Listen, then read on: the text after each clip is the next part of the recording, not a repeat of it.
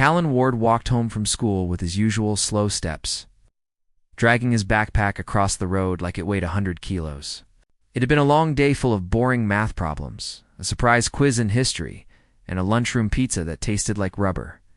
All he wanted now was to collapse on his bed, put on some headphones, and disappear into music until dinner. But as he turned the corner onto his street, something felt wrong, very wrong. His house was glowing, not brightly.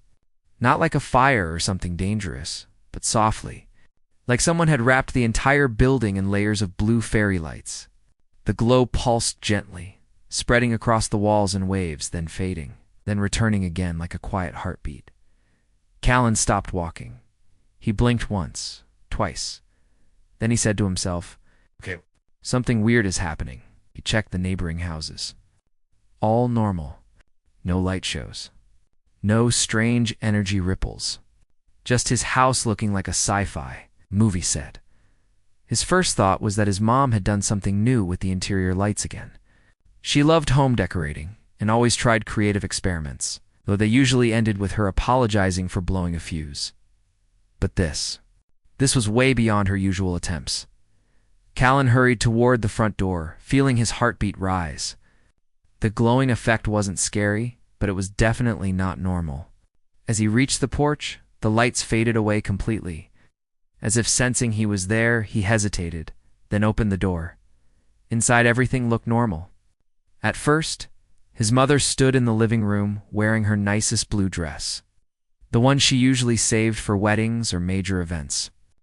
Her hair was neatly tied up, and she had a smile that looked too wide, too nervous, and too forced. "Callan, you're home," she said with a voice a little higher than usual. "Yeah," Callan said, stepping inside and closing the door. "Mom, why was the house glowing?" She laughed. It was not a natural laugh. More like a laugh someone uses when they're hiding something. "Oh, that. Just reflections. Sunlight, dust. Optical. Magic." "Magic," Callan repeated flatly. "Right." Before he could ask more questions, someone else stepped into the living room. Someone he had never seen before. Someone who definitely wasn't human.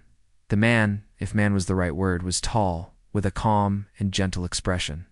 His skin was smooth and pale silver, almost like polished metal, but soft-looking. His eyes were wide and bright purple, glowing faintly at the edges. He wore a long, patterned coat with geometric designs that shifted. Colors. When he moved, Callan froze in place. His mom quickly stepped beside the alien-looking man. "Sweetie, this is Vorksel." She placed a hand on his arm. "We've been waiting for you." Vorksel bowed politely. "Callan Ward, a pleasure to finally meet you." Callan blinked. "Mom." His mom inhaled deeply, like she had rehearsed something very important for days. "Honey, Vorksel and I, we got married today." Callan dropped his backpack. "You what?" His mother flinched. Vorksel stepped back. And Callan tried to understand the situation, but his brain refused to cooperate. "Married today? Without telling him? To an alien? Mom, what is going on?" He asked again, slower this time, because he wasn't sure if he was dreaming. "It happened very fast," she said gently. "Vorksel is a diplomat, a very kind one. His ship arrived nearby for negotiations, and we met when he visited the Earth consulate. Things just happened." "Things happened," Callan repeated, still confused. "Things like marriage. To an alien." Vorksel raised a hand calmly. "On my world, explanations come with respect, and respect comes with honesty. I should tell you the truth fully." He nodded toward the hallway. "Please. There is one more person you must meet."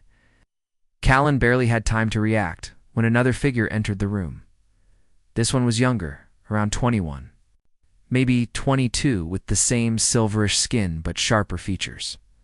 Brighter eyes and long hair that shimmered like strands of liquid light. She wore a short jacket with glowing patterns and carried a small, hovering device at her side. She looked confident, focused, and not very impressed with Earth furniture.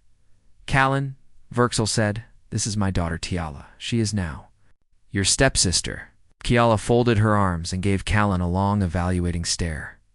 Human male. Typical height. Soft structure.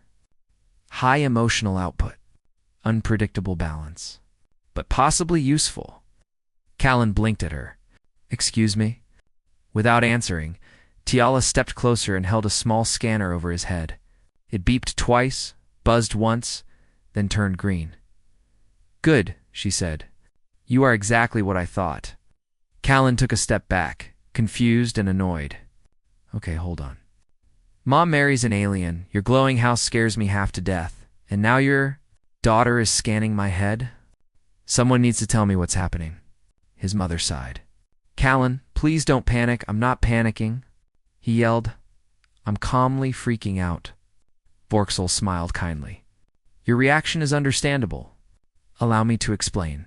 Tiala and I are here because our ship has encountered a serious problem. A problem only a human can help solve. Callan stared at him. A human? Why a human? Tiala stepped forward like she had been waiting for that exact question. She lifted her scanner again and projected a small holographic chart in the air. It showed multiple alien species dropping to 0 on various resistance meters. Only one species, humans, spiked upward in nearly every category because, she said matter-of-factly, humans are chaos. Callan frowned. Chaos. Yes, unpredictable, adaptable, stubborn, and resistant to conditions that would destroy most intelligent species. She tapped the chart. Heat tolerance, high. Cold tolerance, high. Pressure tolerance, shockingly high. Pain tolerance, confusingly inconsistent, but overall impressive. That sounds more like an insult than a compliment, Callan muttered. It is both, Tiala replied, but mostly useful. Vorksil stepped between them gently. Our ship, the Valath, has a navigation core trapped inside a microstorm chamber. The chamber is unstable. Only a being with extreme environmental flexibility can retrieve it safely. All other species in our coalition fail within a few seconds. Callan swallowed. And humans don't? Tiala nodded. Humans last minutes. Sometimes more. Enough time to retrieve the core? Callan rubbed his forehead. His day, which started with rubber pizza, now ended with him being told he was biologically qualified to enter a storm. Chamber on an alien ship. He wasn't sure what emotion to choose. Fear? Curiosity? Annoyance? Sleepiness? Why me? He finally asked. Tiala answered instantly, because you are here. On Earth, available, and your biological signatures match the required range almost perfectly. Also, you have no military or political restrictions. And you are young enough for rapid adaptation training. Callan opened his mouth, closed it again, then said, So I'm convenient. Yes, Tiala said. Very. His mother finally stepped forward, gently grabbing Callan's hands. Her eyes were soft but worried. Honey, they didn't want to drag you into anything without asking. But they truly need help. The navigation core controls part of their diplomatic ship. If it fails, the ship could be lost in deep space. And Vorksil has been honest and kind with me from the beginning. Callan's emotions softened a little. He trusted his mom. She wasn't the type to do reckless things. If she believed this alien diplomat was good, maybe he was, but still. Tiala, he said slowly, you're telling me you need me to help save your ship? Yes. And that only a human can do it. Exactly, and you picked me because I'm the closest one available. Correct. Callan sighed. Wow, amazing, fantastic. No pressure at all. Vorksil placed a hand over his chest in a respectful gesture. Callan Ward, this mission is dangerous, yes, but not impossible. Tiala will guide you every step, and we will ensure your safety as our highest priority. Tiala straightened her jacket. We leave tonight. Callan nearly choked. Tonight? Yes, she said simply. The storm chamber will destabilize in less than 2 Earth days. Preparation must begin immediately. Callan looked at his mom. She looked at him. He felt the weight of something big, bigger than school, bigger than snacks and homework. bigger than anything he had ever imagined. A mission only humans could survive. A mission he hadn't asked for. Yet somehow, he felt he couldn't say no. He took a deep breath. "Okay," he said quietly. "I'll help." His mother hugged him tightly. Vorksil nodded with gratitude. Tiala gave a small, approving smile, her version of excitement, maybe. Callan looked toward the door. Feeling both terrified and strangely alive, he didn't know what waited for him in space. But he knew one thing. His life would never be normal again. Callan stood in the middle of his room, staring at his half-open suitcase like it was a puzzle he had no hope of solving. Tiala had said they were leaving tonight, but she hadn't said how he was supposed to pack for a trip into space. What did someone need on an alien ship? Extra socks, toothpaste, snacks, a flashlight, a helmet. He grabbed whatever looked even slightly useful and tossed it. Into the suitcase, his phone charger, even though he doubted space had outlets, a hoodie, 3 t-shirts, a water bottle, a half-eaten pack of gum, and the emergency granola bar his mom always insisted he'd keep. When he zipped the suitcase shut, he felt a weird mixture of excitement and fear. His brain kept repeating the same sentence. "You're going to space, you." Callan Ward. Kid who can't even pass math. Quizzes. His door suddenly slid open, even though his house didn't have sliding doors. Tiala stepped inside.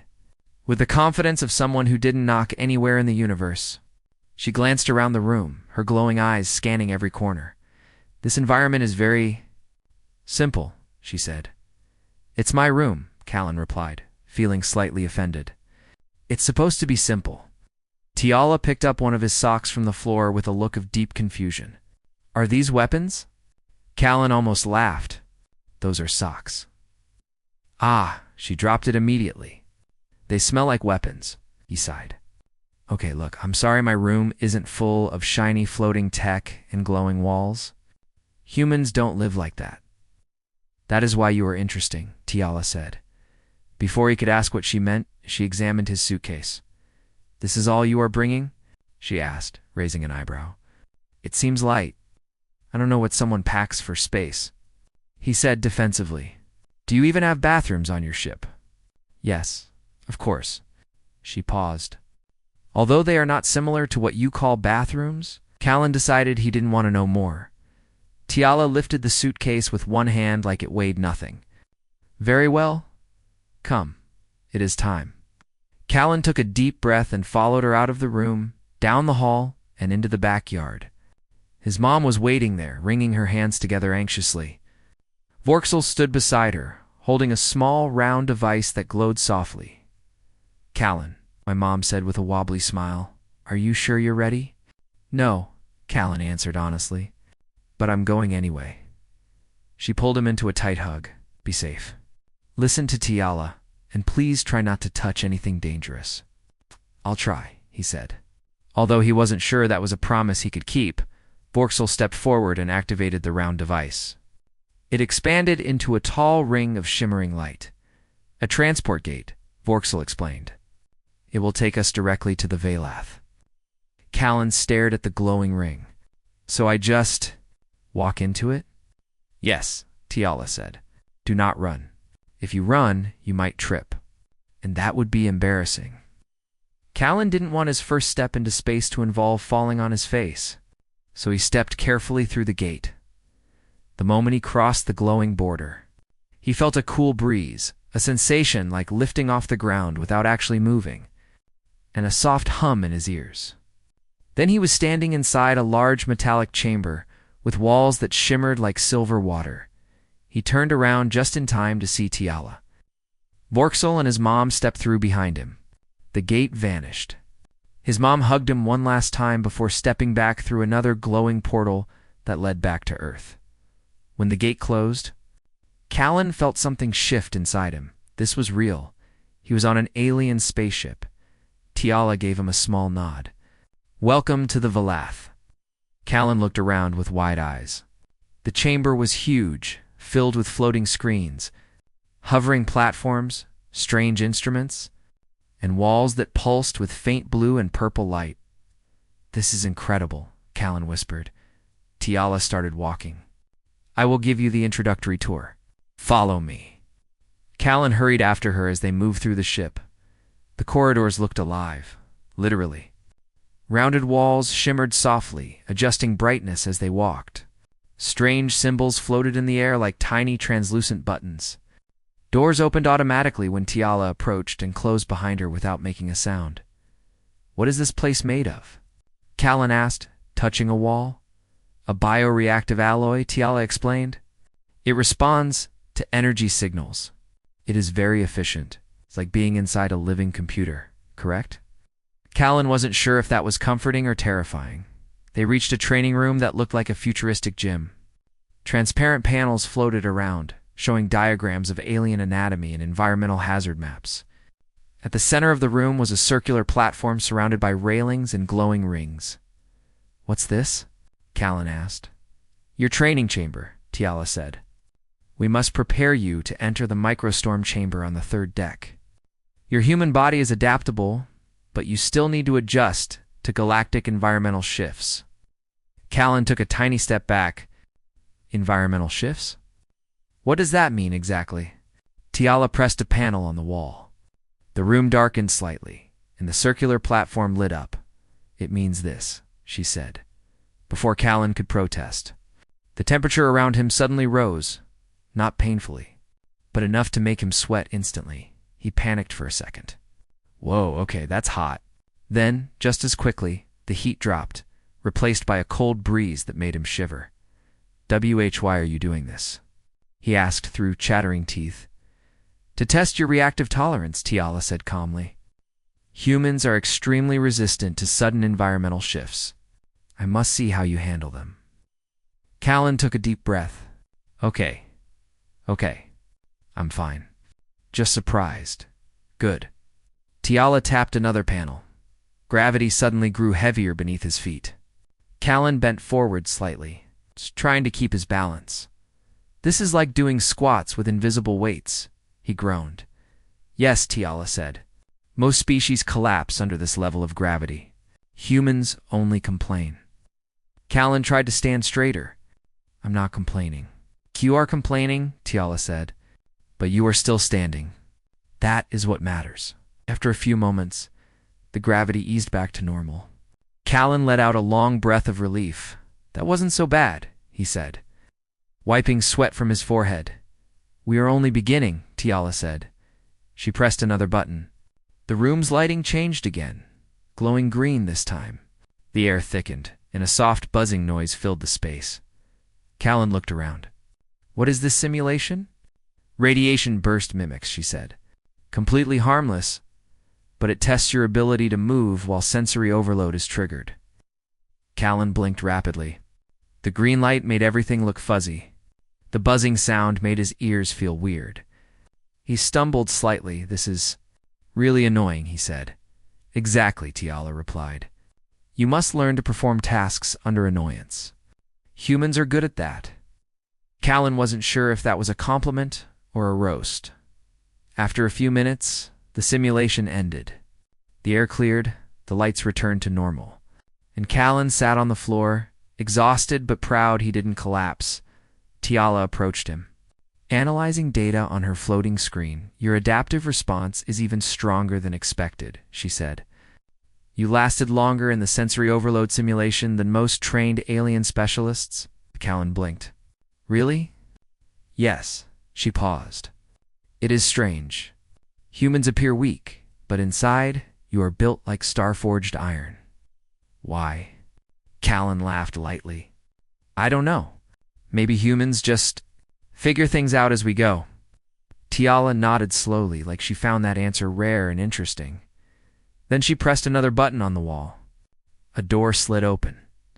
Come, we will test your mental adaptability next. Callan groaned. Please tell me it doesn't involve more green buzzing lights. No, she said. It involves puzzles. Many puzzles. And possibly panic. Oh great, Tiala smirked, or at least something close to a smirk. Do not worry. If you pass the tests, you will have a chance to rest. And if I fail, you will repeat the tests until you pass. Callan sighed. Awesome. Fantastic. Love it already. They stepped into the next training room. Callan didn't know it yet, but this was only the beginning. His human abilities, the stubbornness, the resilience, the weirdness were about to impress the entire ship, and even Tiala, who always acted so calm and superior, was starting to realize something important. Humans weren't just useful. Humans were extraordinary. Callan woke up the next morning feeling like someone had borrowed his muscles, stretched them, and returned them slightly used. Every part of his body ached from the intense training, the gravity tests, the heat shifts, the buzzing lights, the puzzles. Even his eyebrows felt tired. He wasn't sure that was possible. He sat up slowly in the small sleeping chamber Tiala had assigned him. The bed was soft and shaped itself around his body like memory foam that actually had a memory. The walls glowed with a gentle morning light, even though there was no actual morning in space. The air smelled faintly like mint and something metallic. Cal stretched, groaned, and whispered, "Why did I agree to this?" The door swooshed open before he could complain further. Tiala entered with her usual calm expression, holding a floating screen filled with charts and graphs. "You are awake," she said simply. "Barely," Callan replied. "I feel like a melted marshmallow." Latila tilted her head. "I do not know what that means, but if it describes weakness, then yes, you look like that." Callan sighed. "Thanks, very encouraging." Tiala ignored the sarcasm. "You must eat. Your human body needs fuel to recover." A small panel opened in the wall, presenting a tray of food. Callan looked at it with suspicion. Half the items were glowing. One of them was moving slightly. "Is this safe?" he asked. "Entirely," Tiala said. "It is nutrient balanced, and the moving part is normal." Callan poked the moving part with a fork. It wiggled cheerfully, then settled. "I'm not eating that." "Then eat the blue squares," Tiala said. "They taste like sweet air." Callan tried a blue square. It melted instantly on his tongue like cotton candy and tasted like vanilla mixed with fresh rain. "Okay," he admitted, "that's actually amazing." Once he'd finished eating, Tiala gestured for him to follow. "Your training continues. Today will be more advanced." Callan groaned again but forced himself to stand. "Is this really necessary?" "Yes," she said without hesitation. "The microstorm chamber is extremely unstable.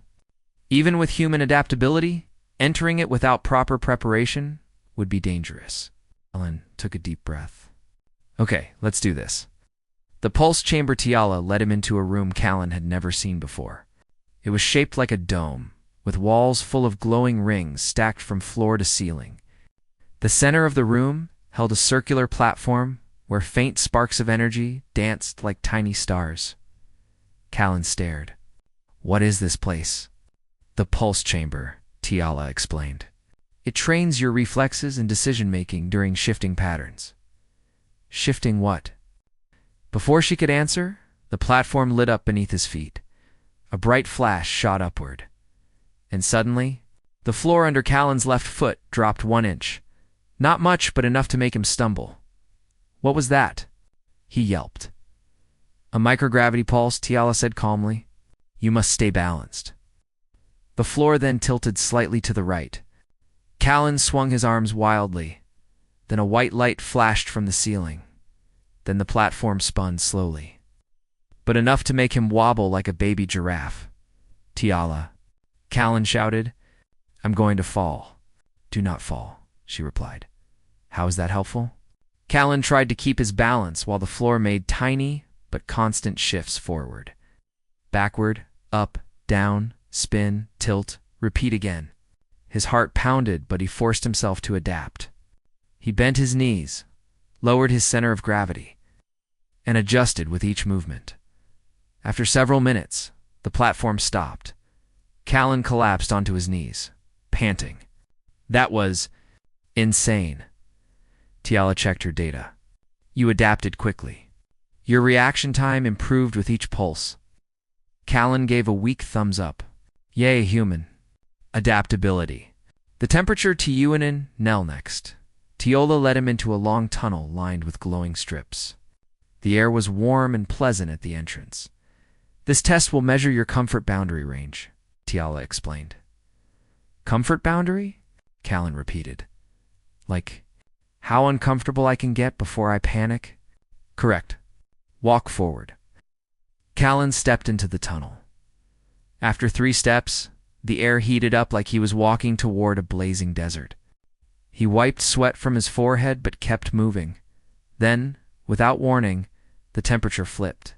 Freezing cold wrapped around him like icy fog. His breath became visible. Then heat again. Then cold. Then heat. Then cold. Callan clenched his teeth and walked faster. "This feels like every time the school air conditioner breaks," Tiala's voice echoed through the tunnel. "Humans can tolerate extreme temperature shifts more than most species, but I must measure your limits." Callan reached the end of the tunnel, panting, shivering, sweating, confused all at once. Tiala helped him sit down on a bench. "You lasted the full cycle." "Excellent." Callan hugged himself. "I feel like a microwave pizza." "I do not know what that is," Tiala replied, "but you smell normal." "Thanks," Callan said with a groan. "I guess." Mental Turles, the next room looked safe, a simple white chamber with a table and several glowing cubes. "For this test," Tiala said, "you must solve pattern puzzles." Callan narrowed his eyes.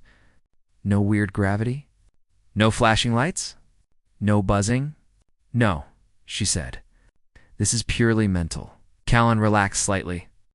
"Okay, I can do puzzles." He sat at the table. Tiala placed 3 cubes in front of him. Each one changed color every few seconds. Blue, red, green, yellow, blue, red. Callan had to match the rhythm. At first it was easy. Then the patterns sped up. Then the cubes started switching colors independently. Then they rotated. Then they floated. "What is this?" Callan cried. "Alien Rubik's Cubes." "Focus," Tiala said calmly. "Humans excel under pressure." Callan forced himself to concentrate. He matched the colors, memorized the patterns, predicted movements, and worked faster and faster until his fingers practically blurred. When the final cube glowed bright white, the trial ended. Tiala's eyes widened slightly, her version of being impressed. "You solved that faster than expected." Callan leaned back. "Does that mean I'm smart?" "No," she said. "It means you are surprisingly adaptable." Callan groaned. "I'll take it." Alien RAICTO, and after the trials, Tiala guided Callan through the main corridor. Several aliens passed by, tall ones with long limbs, small ones shaped like floating crystals, round ones that rolled instead of walked, and all of them stared at Callan. Some whispered, some pointed. One, gelatin-like alien, lifted a tentacle and waved shyly. "What's their problem?" Callan whispered. "They are curious," Tiala explained. "Humans are rare in this part of the galaxy. And your performance in training has already spread through the ship." "Great," Callan muttered. "I'm famous." "Not famous," Tiala corrected. "Observed. That sounds worse." Tiala ignored him and led him to the next room. The Fear Simulatoriclan stopped at the doorway. "Hold up, Fear Simulator." "Yes," Tiala said. "The microstorm chamber creates unpredictable mental stress. We must prepare you." Callan stepped inside cautiously. "This isn't going to show me giant spiders or something, right?" "No," she replied. "The simulator analyzes your subconscious and reacts uniquely." Oh, that sounds worse. The room darkened. Callan stood still, waiting nervously. Then he heard a loud buzzing, the kind his old-school classroom lights made before burning out. Annoying, but not scary. Then came flashing lights, like fire alarms in a hallway. Then the floor vibrated like a shaky elevator. Ciel realized something. The simulator wasn't showing monsters or nightmares. It was recreating annoying Earth experiences. Crowded hallway, a broken vending machine, a gym class whistle, and, worst of all, the sound of his teacher calling. His name for a question he didn't know the answer to. Callan laughed in relief. "Oh, come on, this is nothing." The simulator ended in seconds. Tiala blinked. You finished that incredibly fast. That wasn't scary, Callan said. That was just...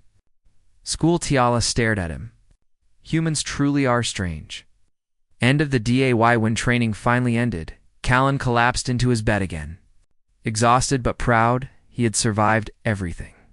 Heat, cold, gravity, puzzles, annoying sounds. And somehow, he felt stronger than ever. Tiala stood at the doorway, arms crossed. You have improved greatly. Tomorrow, we begin storm preparation, Callan groaned. More training? Yes, she said. But you are ready. As she left the room, Callan whispered to himself, maybe humans really are weird. But maybe that weirdness is exactly what the galaxy needs. Callan woke up feeling strangely calm. Maybe it was because his body was finally getting used to alien training. Or maybe because he knew the biggest challenge was coming soon and his brain had simply given up on panicking. Either way, today felt different. The room lights brightened slowly, mimicking a soft sunrise. Callan rubbed his face, stretched and whispered to himself, today is the day. I guess. As if the ship heard him, the door slid open and Tiala stepped inside. She looked more serious than usual. No floating screens, no charts. Just her sharp eyes focused on him. Callan, she said, the microstorm chamber has stabilized enough for extraction. We begin preparations now. He sat upright. So this is it. Tiala nodded. Yes. But first, you must complete the final readiness tests. Callan sighed. Of course, one last round before the big one. Correct, she said. Please follow me. The final tests. Shala led Callan through the glowing corridors until they reached a large room he had never seen before. The walls were made of thick, reflective metal, and the air hummed with energy. Inside stood Vorxel and 3 other alien technicians, each belonging to a different species. One looked like a floating crystal, another like a tall bird with glowing feathers, and the third was a short, round being with tiny arms and a cheerful blinking eye. Vorxel greeted Callan warmly. Today, we will test your physical and mental readiness. Tiala believes you are prepared. I trust her judgment. Callan nodded nervously. I'll do my best. Tiala pointed toward the center of the room, where a tall cylinder made of transparent material stood on a platform. This is the storm simulator, she explained. It creates a smaller version of the environment inside the actual microstorm chamber. Callan swallowed. Smaller. So, not as dangerous? Correct, Tiala said. But still difficult. Great, he muttered, stepping inside. The door closed behind him with a soft click. At first nothing happened. Then the temperature dropped sharply. Frost formed on the walls. Then, in seconds, heat blasted from hidden vents. The environment flipped back and forth so quickly that Callan had trouble keeping track. Stay focused. Tiala's voice echoed from outside. Breathe steadily. Callan inhaled deeply. He remembered the training. Adapt. Don't panic. Feel the shifts. Don't fight them. His breath formed small clouds as the cold returned. Then he wiped sweat from his forehead when the heat struck again. Then gravity shifted, pulling him sideways. Callan widened his stance, held his balance, and kept moving his feet. Doing good, he told himself. Just stay standing. The walls lit up with flashing lights, buzzing noises, and swirling patterns meant to distract him. Callan ignored them and focused on his breathing. 1 minute passed, then 2, then 3. Finally, the simulator powered down. The door opened, and Callan almost fell out. But Tiala caught his arm. You lasted longer than predicted, she said. You are ready. Callan let out a shaky laugh. Can I get that written on a certificate or something? Vorxel smiled. You will receive something far better, the gratitude of our entire crew. Callan felt a warm swell in his chest. For the first time, he understood how important his mission really was. Suiting UP after a brief rest and a meal which, thankfully, did not include moving food. Callan was led to the suit chamber. Inside were 3 suits hanging on floating hooks. They looked sleek and flexible, made of dark material that shimmered faintly like tiny stars. Lines of glowing blue ran across the arms and chest. Tiala picked the one in the middle. This suit will protect you from 90% of environmental hazards. The remaining 10% will depend on your own adaptability. Callan gulped. Only 90%? It is the highest number possible, she replied. Do not worry. Whenever someone says don't worry, I worry more, Callan muttered. Tiala handed him the suit. Put it on. I will adjust the settings. Callan changed inside a small private booth. The suit felt surprisingly comfortable, like wearing flexible armor mixed with gym clothes. When he stepped out, the suit's blue lines brightened, sensing his body heat. Tiala activated a wrist panel. The suit will stabilize temperature, monitor your vitals, and counter gravity shifts. But it cannot fully protect you from the storm's intensity. You must move quickly, Callan nodded. How long do I have to stay inside the chamber? Less than 5 minutes, Tiala said. But even that is extremely long for non-humans. Callan felt butterflies in his stomach. He wished those butterflies would leave. But instead, they built a small house and invited more butterflies. Okay, he whispered. I can do 5 minutes. Vorksil placed a gentle hand on Callan's shoulder. Remember, courage is not the absence of fear.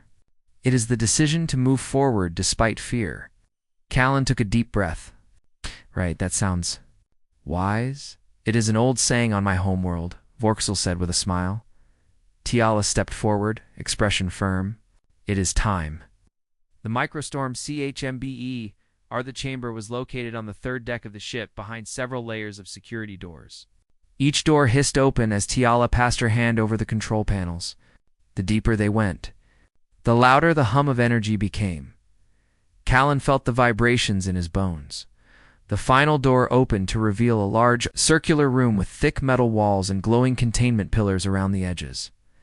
In the center was a transparent cylinder, swirling with chaotic energy, lightning like flashes, spiraling winds, pulsing waves of blue and white light.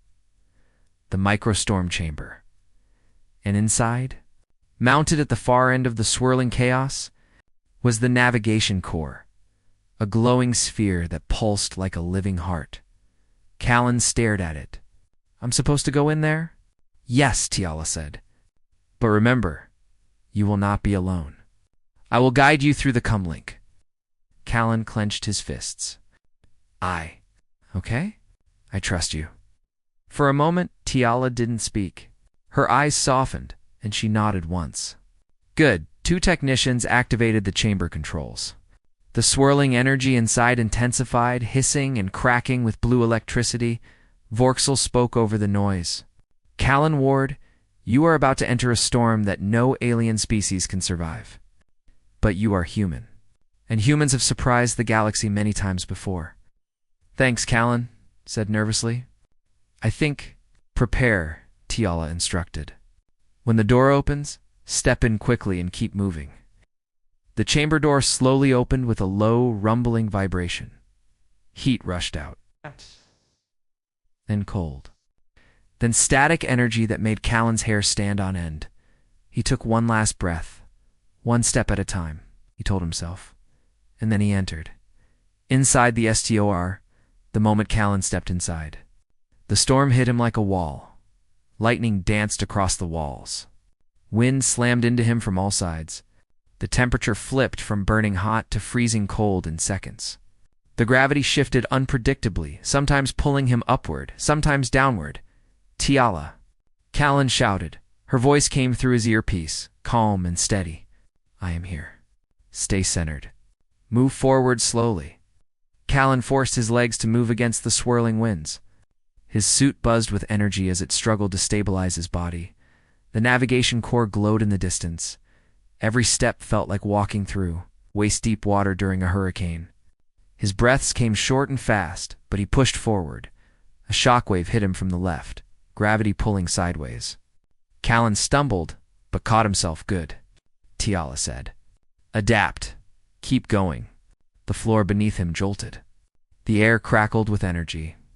His visor fogged for a second, then cleared. He was halfway there.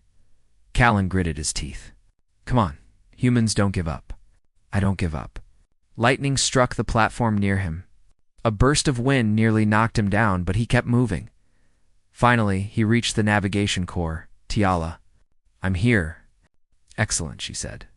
Place your hand on the release panel. Callan found the glowing panel beside the core. He pressed his hand onto it, and the energy around the sphere calmed slightly.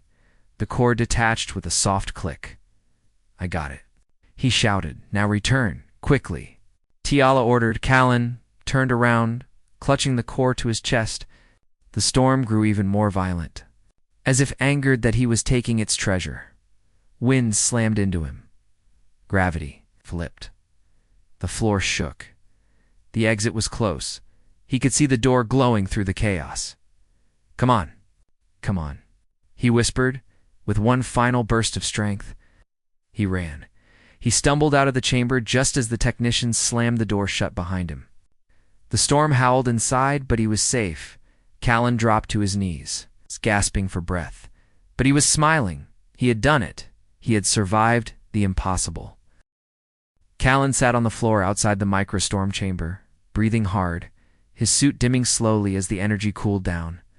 The navigation core glowed faintly in his hands, warm like a living heartbeat. His legs felt weak, his arms were trembling, and his face was sweaty, but somehow felt lighter than ever. He had done it. He had survived something no alien could even attempt. Tiala ran to him first. Her usual calm expression broke for a moment as she knelt beside him. Callan, she said softly, are you hurt? He shook his head, still catching his breath. Just tired. Really tired. Vorksil stepped forward, offering a hand. Callan grabbed it, and the tall alien lifted him to his feet with surprising gentleness. You have succeeded, Vorksil said. This is a historic moment. The other technicians nodded, their faces filled with admiration. Even the floating crystal being shimmered brightly in celebration. Callan laughed weakly. I'm glad I didn't drop the core. That would have been embarrassing. Tiala allowed herself a small smile.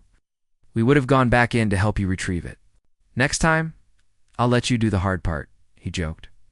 Tiala shook her head. There will be no next time. No storm of this scale will form again on this mission. Callan looked down at the glowing sphere. So, what now? Vorksil gestured toward the door. Now, we restore the navigation system, and then we go home. Callan's heart jumped. Home. He had almost forgotten what his blue sky looked like. The return to the BRIDG everyone escorted Callan to the bridge like he was carrying a royal treasure. As he walked through the ship's long corridor, crew members from different alien species paused to touch their chests, a gesture of honor in their culture. Wow, Callan whispered. I feel like some kind of superhero. Tiala walked beside him. To them, you are. Callan blinked. Really, you did something remarkable, she said simply. It is not just the act, it is the courage behind it. Callan felt heat rise to his cheeks. For once, he didn't feel like the clumsy human, who didn't understand alien technology or couldn't read glowing symbols. He felt important. They reached the bridge where large screens displayed drifting starfields. The ship was still stuck in place, engines inactive. Waiting for the navigation core to be installed, Vorksil directed Callan to the central console. Place the navigation core here, he instructed. Callan set the sphere onto the round platform. It sank into the console with a soft hum, and beams of blue light shot upward, spreading across the entire room. Symbols danced across the screens as the ship recalibrated itself. Suddenly, a cheerful chime sounded. The navigation system is online, a voice from the speakers announced. Course correction is available. The whole room erupted into cheers. Even Tiala allowed herself a small sigh of relief. Callan stepped back, stunned. So, we're actually going home? Vorksil smiled. Yes. Thanks to you. A moment towers later, after the ship began its slow journey back toward Earth. Callan sat alone in the observation deck. The stars stretched like silver threads outside the massive window. He rested his head against the glass. Feeling peaceful for the first time in days, Tiala entered quietly and stood beside him. "May I join you?" she asked. Callan smiled. "Sure." They stood together, watching the stars drift by like tiny lanterns. "You were very brave today," Tiala said. Callan shrugged. "I was really scared." "Is that still brave?" "Yes," she answered. "Perhaps more so," he chuckled. "I never thought I'd be the one saving a spaceship." Tiala tilted her head. "Humans often underestimate themselves. You are a young species, but your adaptability is extraordinary." Callan looked at her. "You know, before I met you, I thought aliens were scary." "Before I met you," she replied, "I thought humans were fragile." They both laughed softly. Callan rested his arms on the railing. "Tiala, why did you recruit me?" "Out of all humans," she hesitated for a moment. "Because your file said you were resilient. You survived situations where others would have given up. And because you have a strong sense of responsibility, even if you do not see it in yourself." Callan blinked. "Wait, you read my school file?" "Yes," she said simply. "And your volunteer record?" "And your problem-solving tests?" He groaned. "You saw my math scores?" "Yes. And you still picked me?" "Yes," she said again. "Your math scores were not relevant." "Good," he muttered, "because they were terrible." Tiala looked at him gently. "Callan, you were the right choice." Hearing that made something warm bloom inside his chest. "Thanks," he whispered. The message HOM, when the ship got close enough to communicate with Earth, the bridge called Callan to send the first official message. His hand shook as he sat in front of the glowing microphone panel. "Just speak," Tiala told him. "The system will translate your words automatically." Callan inhaled deeply. "Hello, Earth," he began awkwardly. "This is Callan Ward. I'm okay. Better than okay, actually. I'm coming home soon, and I have a lot to tell you." The bridge crew listened silently as he continued. "I know everyone must be worried, but I promise everything is fine now. The mission is safe. The ship is safe." He paused, looking at Tiala, "And I didn't do it alone. My stepsister helped a lot." Tiala gave a small nod of approval. Callan ended the message and leaned back. Vorkzel clapped his hands together. "A strong message. Earth will be relieved." Callan exhaled in relief. "I hope so." At the seal. Aberrator. The ship held a celebration in the dining hall. The aliens decorated the room with glowing ribbons and floating lights that bobbed in the air like tiny balloons. Strange but cheerful music played from hidden speakers. Callan sat at a wide table, and for once, he didn't feel out of place. The crew cheered every time someone mentioned his name. The bird-like alien offered him a bright glowing feather as a sign of gratitude. Tiala even brought him a tray of human-friendly snacks, though Callan wasn't fully convinced by their strange colors. He picked up a blue cube. "Is this safe?" "Yes," Tiala said. "And it tastes like fruit." Callan bit it and blinked. "Actually, this is good, of course," Tiala said with pride. "I researched human flavors." Entire celebration felt warm, joyful, and full of gratitude. Callan realized something important. He didn't just survive the mission. He'd become part of something bigger. The journey HOMs, the ship neared Earth.